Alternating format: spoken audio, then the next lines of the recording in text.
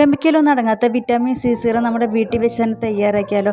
ഇതെങ്ങനെ തയ്യാറാക്കാൻ നോക്കാം. അതിന് മുന്നേ ചാനൽ ആദ്യമായിട്ട് കാണിച്ചൊന്ന് സബ്സ്ക്രൈബ് ചെയ്ത് സപ്പോർട്ട് ചെയ്യാം കേട്ടോ. അപ്പോൾ ഇത് തയ്യാറാക്കാനായി വേണ്ടത് നമ്മുടെ ഓറഞ്ചിൻ്റെ തൊലിയാണ്. അപ്പോൾ ഞാനിവിടെ 2 ഓറഞ്ചിൻ്റെ തൊലിയാണ് എടുത്തിരിക്കുന്നത്. നന്നായി കഴുകിയെടുക്കണം. കഴുകി കഴിഞ്ഞതിന് ശേഷം കട്ട് ചെയ്തെടുക്കുക. അതിന് ശേഷം ഉണക്കാൻ വെക്കണം. അപ്പോൾ ഞാൻ ഉണക്കാൻ വെച്ച് കഴിഞ്ഞതിന് ശേഷം അത് എടുത്തതാണ് കേട്ടോ കാണിക്കുന്നത്. നന്നായി ഉണങ്ങി വന്നിട്ട് ഇങ്ങനെ കിലുകില് സൗണ്ട് കേൾക്കാം. അതാണ് കേട്ടോ അതിൻ്റെ പാകം. എൻ്റെ മോൻ വന്നിരിക്കുന്നത് അവൻ കാണിക്കുന്ന വിക്രസാണ് കേട്ടോ. എൻ്റെ മുടി മീക്കെടുക്കുന്നത് ഉണങ്ങിയ നാരങ്ങയുടെ തൊലി. അപ്പോൾ എന്ന് വെച്ചാൽ ഈ ഉണങ്ങിയ നാരങ്ങയുടെ തൊലിയിൽ എന്താ ചേർക്കണമെന്ന് വെച്ചാൽ റോസ് വാട്ടറാണ് ആഡ് ചെയ്ത് കൊടുക്കുന്നത്.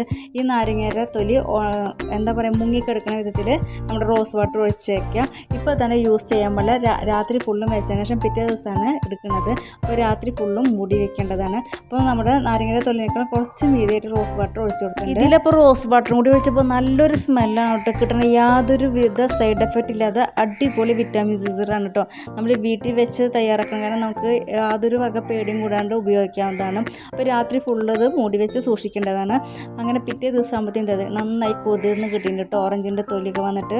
ഞാനിപ്പോൾ ഇവിടെ കൈ വെച്ചിട്ടാണ് പിഴിഞ്ഞെടുക്കുന്നത്. അപ്പോൾ കൈ നല്ല വൃത്തിയുള്ളതാവണം. അപ്പോൾ നിങ്ങൾ വേണമെങ്കിൽ തുണിയിലോ അരിപ്പലോ അങ്ങനെ അരിച്ചെടുത്താൽ മതി. അപ്പോൾ ഞാനിവിടെ കൈ വെച്ചിട്ടാണ് പിഴിഞ്ഞെടുക്കുന്നുണ്ട്.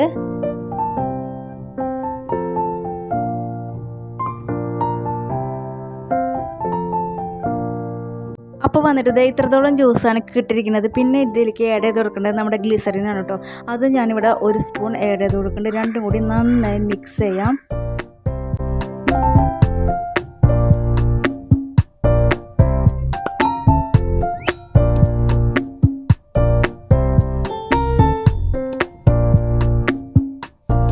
അടുത്തതായി വേണ്ടത് നല്ലൊരു ബോട്ടിലാണ് കേട്ടോ. നല്ല വൃത്തിയുള്ള ഒരു ബോട്ടിൽ എടുക്കുക. നമ്മുടെ സിറം ഇതിലേക്ക് ഒഴിച്ചു കൊടുക്കുക.